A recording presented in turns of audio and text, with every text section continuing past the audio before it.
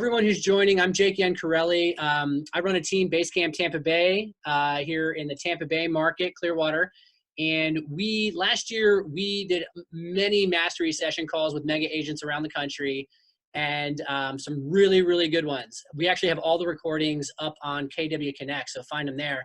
The one feedback we have was, hey, Jake, technology now allows people to video these things, so why don't you do this via video versus just on the conference call line? So I was like, that makes complete sense. Yeah. Cool. So we're going to run all of our mastery calls this year via Zoom. So Kymber, you are kicking us off. All right. I love it. Yeah, that's great. That's great. So we do this also, this reach out. It's also recorded. We send it out to our entire database. You have no audio. Is anyone not hearing anything? Other people? Uh-oh. I'm admitting people. Okay. If you don't have audio, message me that you don't have audio and maybe I can fix that. Yeah, because I hear you fine and you hear me, right? So we're good. I do. And we're recording this too. So anyhow, where was I going? Anyways, let's get started. That's right. What I'd like to do is to start out just by having you talk about your team, where you guys are from, and then we'll kind of kick off into production, stuff like that. Awesome. So I actually wear a couple hats. So I am currently the regional director for Maryland and DC. So I have a leadership role inside of KW, but my hat way before that was as a mega agent. And so still have a team in Washington, DC area, Keller Williams Capital Properties, which was the first market center in DC. And so I, for 12 years ran that team, did a lot of listings, and that team is still very active today. Awesome. And so you wear those many hats. What do you tend to gravitate most towards? You know, I think for many years I was head down as the lead agent, really for the Menkiti Group for MG Residential, and so that was what I loved, and really actually wasn't thinking about other types of leadership opportunity in the company. And like many of us, right, somebody tapped me on the shoulder and said, hey, you should consider this opportunity. And as I thought about the work that I most enjoyed, sort of both supporting agents that had grown their businesses on the team, I thought that was a great opportunity to focus into the market centers, into the brokerage. We've got over 4,000 agents in the Maryland and DC region, 19 market centers. And so a lot of the work is very similar, right, in terms of helping support and grow our agent businesses the same way we were supporting our buyers and sellers. And so yeah, I've definitely enjoyed that work and being able to help agents think about how they can grow profitable businesses and build their wealth through investing in real estate as well as selling it. So that's awesome. And that's one of the things I love about Keller Williams is the and, not or mentality. Yeah. You know, which is awesome. Super cool. Cool. Well, tell us about your team's production and kind of what you guys are doing to stay in production, and talk about your team a little bit. Yeah, so, you know, we started as a really small, tight team and really focused a lot on, early on, was a buyer business. So 10 plus years ago, we really built a very active buyer business. And that sort of evolved. For me, that evolved as my life was evolving. You know, I had 3 little boys in 5 years. And so that required me to think about the business a little differently, both from leverage as the team started to grow, but also really building out a listing business and a geographic farm-based business, right? Because the ability to stay really hyper-local and focused in a niched area made a lot of sense for my lifestyle. So our business really built that way. And then pretty quickly over the last 3 or 4 years, we grew that to be about 100 million, 200 units a year team. And as I stepped out of production in the last 2 years, our lead listing agent pivoted out of production on some other things. Our lead buyer agent became a coach. And so we had our 3 top drivers of production really stepped back and were pursuing inside the KW world, right, other opportunities. And so that meant we really had to rebuild the productivity inside the team. And so at the end of last year, we partnered with the Mason Group, which is a team that was in an adjacent market center to us and allowed us to really, I think, expand our footprint into the district, Maryland and Virginia. And so together, we ended the year just at 90 million with 2.3 million in GCI, and really sort of rebuilding that engine and continuing to really focus hyper locally, a lot on farming, a lot of sphere-based business, and also investments. Cool. I love a lot of what I'm hearing just from Gary and Tony DeSella, it's all about the sphere-based business. And I mean, what I love is that I think that's really where command and opportunities is all driving towards how we're going to work best with our sphere. So what are you guys to really doing now to to get into your sphere, to stay there, and to kind of have that staying power as our markets are shifting? Yeah, so we really focused on sphere and hyperlocal to overlay those two, and have stayed really connected through events. Literally, the team this morning was doing their Alta mailing, right? Their HUD mailings for the prior year, staying in touch like through value, which is, none of this is new, right? I think you're leveraging technology to have it be more efficient and more seamless and more leveraged. So I think it's a lot of the ground game of belly to belly practice. So literally, I mean, we get in a room and hammer out the calendar. What does it look like? What are we committed to? When are the farm cards going to go out? What events are we driving to? So that you actually are then accountable to those outcomes and those touch points with your client base. One thing that we threw out this year, which is kind of hard to let go because we've done it for so many years, was the online newsletter. So we would struggle and put together every month, like what kind of content and what kind of articles. And what we realized was like a lot of our clients want information that's really focused to them. And so this one scattered shot approach of like, hey, we're going to send one newsletter for buyers and sellers and investors and try to speak to all of them, we realized wasn't really effective. And we were watching our open rates go down. We said, what if we invested that time into focusing in the pods of, right, if you're a seller, if you're a buyer, if you're an investor, either getting you to an event that's specifically targeted to you or having communication specific to meet your needs. So I think just looking at what's your plan? It's like back to our old school 33 touch, right? How often are you staying in connection with them, and how are you maintaining that in your system, right? Sure. Cool. That's what I keep hearing over and over, is that the events and then the concierge service. Yep. Right. And so being the resource, right? Being the resource, not just for like buy and sell a house today, but being their resource for all things home related, in that concierge mindset of like, okay, how do you make sure that like you're the person when they want to switch out their HVAC that's talking to them about referrals or the best systems, that you have that knowledge because you're in the house with them, right? Not just in that moment. Yeah. Sure. And how did you guys kind of scale that up? So I'm thinking like, you've been in business for quite some time. You're doing, you said now somewhere around 200 units, in that ballpark range. What did that look like as far as like going from like 50 to 100, 150 to 200? What would that scale up look like? Or how did your team engage with that to be able to grow that in that way? Yeah, I mean, a lot of it has been growth through our people. And so I think having the agents that come on board to the team, really also having their spheres, plugging that into the platform so that they can really leverage that to grow it out. And then I think really staying connected. So having your sources of business. We always say when you're looking at your business, you're gonna look at everything you did, and probably 80% of your business is gonna roll up to 2 or 3 sources. And so what are those? And as you look at what sources you're gonna add to increase your business, what proof points do you have that that's gonna be a source to be able to drive? So for us, we started in a really large farm that had a lot of activity. And so even though we might have started with 500 doors, that quickly expanded to 5,000 doors.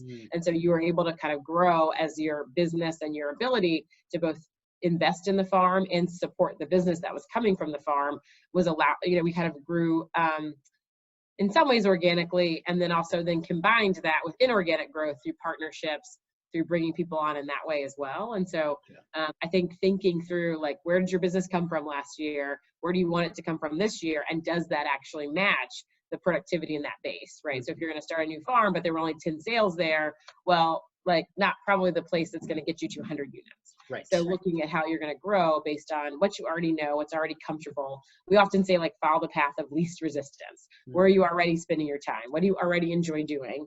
So that all of a sudden you're not overnight going to become an expired listing person. So where did you already, get your business and activity and leads and close units from and go back to that source? Yeah. Awesome. Follow the path of least resistance. Man, that's exactly what we should all be doing. Right. When you get new agents, so you're doing a lot of events. Do you have agents that are like hosting their own events within the team? And then are they like branding those out, like your buyer specialists or investors? Like, is that how they're kind of working that aspect? Yeah. So we kind of have a set category events that we do seminars monthly that are first-time home buyer and investor, and our agents on the team can take those on and own that specific seminar. But we commit to doing those once a month at minimum. I've seen teams do a lot of success even doing those. We got one team in our market center that does it 3 times a week, right? Like they just have a machine where they're just doing the seminars consistently, but that's owned by a couple agents on our team that really drive to that. And they've had a couple signature events, right? We do big movie nights, we do yard sale, we do a clothing swap. And so that kind of becomes a little bit of an all hands on deck, right? People that are coming out, you know, we'll have 300 or 400 people through for a clothing swap. And so you need a lot of hands to be able to engage, have the conversation, make the connections. And then we have our ISA that's also doing a lot of follow-up calls, right? Sort of staying with the people who registered but didn't attend. So we really want our agents to focus on the people who are ready to get started. And then we have the ISA team that's really following up on the stuff behind the scenes. Gotcha. Okay. So then what I'm hearing is you've got your farm areas, then you're keeping that hyper local, then your community events. Anything else that are in your like top 3 to 5 of as far as sources for business? Yeah, you know, one of the things we noticed, we've been doing a monthly homebuyer seminar for about 10 years. And so a few years ago, it just all of a sudden went from having, you know, easily 30 people in the door, like ready to go, excited to learn, and then walking away with 5 or 6 ready to go buyers from that, to just sort of really watching those numbers decrease. And what we found was that a lot of our millennial buyers didn't identify as first-time home buyers, even though they didn't own yet. They wanted to be investors, but they saw this sort of world of like, we're going to create wealth through investments. And so we literally run the exact same seminar, but we call it Investing 101, or we just change the topic, right? Property virgins, whatever it is, that's a sort of a different way to market it. And you actually, content-wise, we're using the exact same presentation. We ask the audience, like, you know, or the group, how many of you actually own, and are amazed in our investment seminars that the majority of them don't own yet, but they've been told you should invest in real estate. And so they'd want to almost invest before they buy. And then we just talk about home ownership. So we really leveraging that continues to be a really active source of our buyer business. And then looking for partnerships. You know, we're constantly looking. The district has some great first-time home buyer programs in Washington, D.C. And so really becoming the local experts on those, even though those aren't our programs, we don't control them, becoming a resource for that information. And then now we actually go out, we facilitate the realtor portion of the first-time home buyer seminar that the district hosts for their programs, right? So we looked for partners that were also doing similar education work that we were, but that where we could show up as a realtor partner. And then to take some of the lift off of marketing, you get into a new database. So that has been another strategy for us. Yeah, we were just talking about that on our team. We're going to be doing some first-time home buyer seminar and like an MREI investor seminar. Yeah. And we're like, really, it's the same seminar, and yet it depends on who's going to go based on how it's titled. And yet what we were talking about is what other vendor partners could we have come to this to then add value, so that, because our reach was like, okay, we can double the reach if we can get maybe 1 or 2 other people to come. Who else are you having attend the seminars with you to like help maybe either add value or to blow it up even bigger? Yeah, so a couple, I mean, of course we use our partners, just Title Mortgage, right, that can support and talk about programs. But from a sort of thinking outside the box, we used 2 things. One, we have an office, a mega agent office, and our tenant above us is a hardware store. So we had them partner with us for one of them to just sort of talk about the different tools and materials and supplies you might need for home renovations, or as you're starting to think about investing. We've definitely used home inspectors, contractors, appraisers, just to talk about their view into the process. And then you're also dialing into their database, and those are partners that you would use. Contractors has been a huge one, right? We've got a couple of contractors that we work with a lot through the team, and they're always a really great resource. We also have had a couple of our, I call them like our newer developers, folks that are doing some of the rehabs, to come and talk about their experience. And they always bring a big crowd because they're really authentic, right? They've been through the process, they've bought a home, they've been through the renovation. And our biggest seminar of the year last year was when we did one of our investment seminars in one of the properties. So literally, I mean, 50 plus people fill, I mean, the whole house is full of people who really want to learn more about investing. And we did it in the house, right? So this was an active listing. We were also getting all the people through. The seller loved it. So it was a win-win all the way around. And then we were able to hold one of our session. It was the exact same seminar we would have done in our office, but just getting people out into the field. They loved being able to sort of see and touch the product and then talk about that investment experience from there. So you had your event at the location of one of your clients who had purchased an investment and then rehabbed or something of that nature? Got it. Yeah. That's awesome. Yep. It was good. Super. And he looked, right, you got all these people through this house that you want to get people through anyway. It was beautifully staged because it was vacant and on the market. And they were seeing the end product. Right? So it was aspirational. People were like, oh, I want to do this, versus the months of exciting construction that it had been through. Cool. Yeah, it just looks like this. We turn the page, like, Exactly. It's great. Cool. And then the last, we're going to open it up to a couple of questions here in a moment to see if anybody has any questions they'd like to ask of you. And yet, I wanted to touch on your team and kind of what you guys are using for accountability, and where you guys are at as far as command, and like what your thoughts are on some of the KW tools. Yeah, absolutely.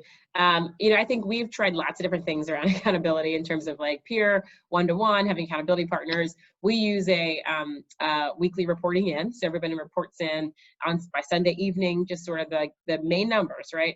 How many appointments did you do? What contacts did you make?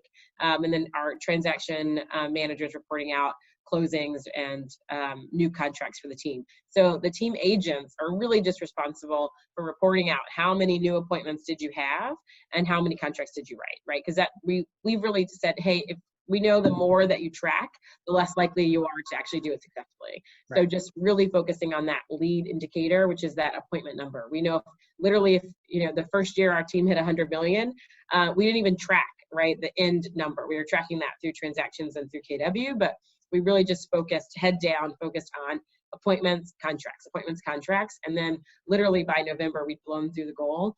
And I have 100% confidence because we stayed really focused on the lead indicator. So that's where our team focus is now.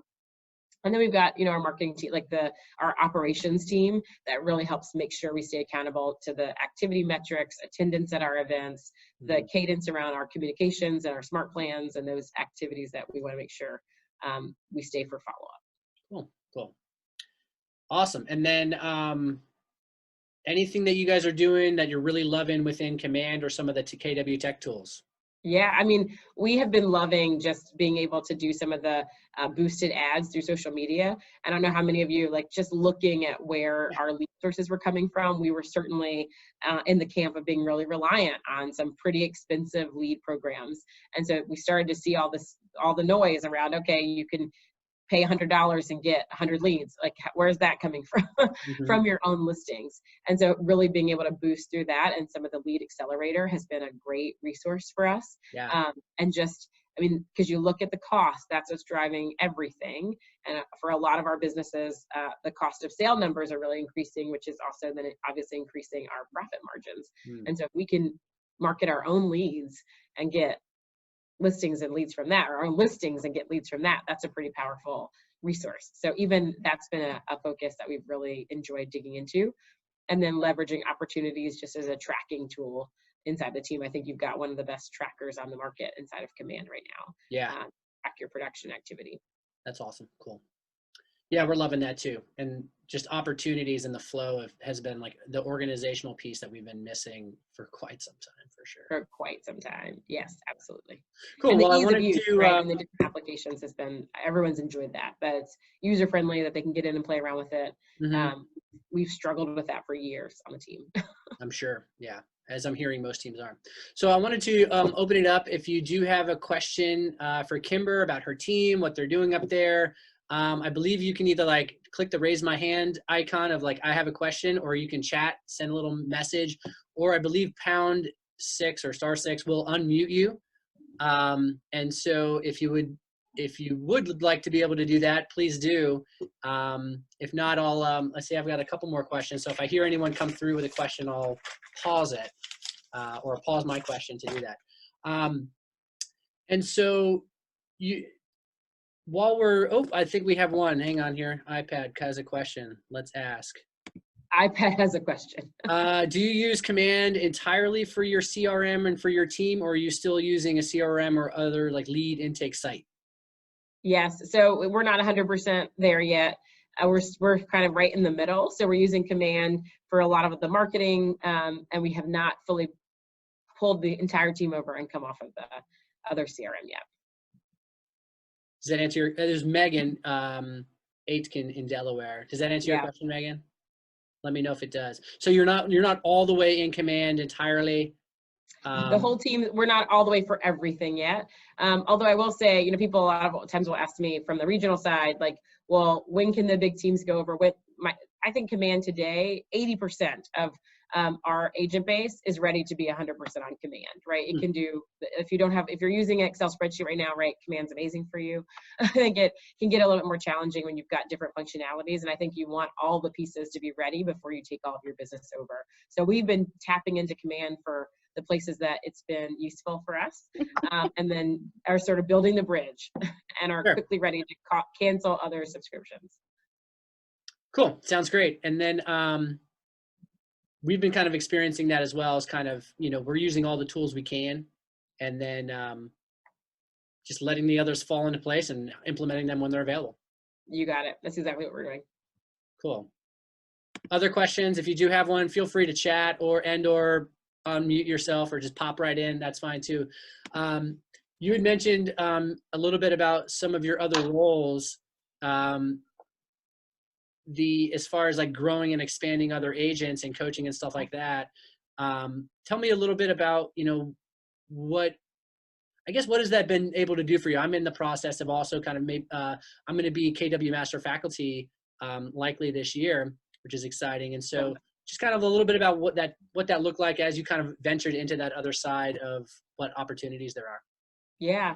I mean, I think that's a piece that KW is really unique in that the opportunities are, there's a lot of them, right? I mean, you're moving in the master faculty. There's obviously the coaching, there's ownership, there's investments.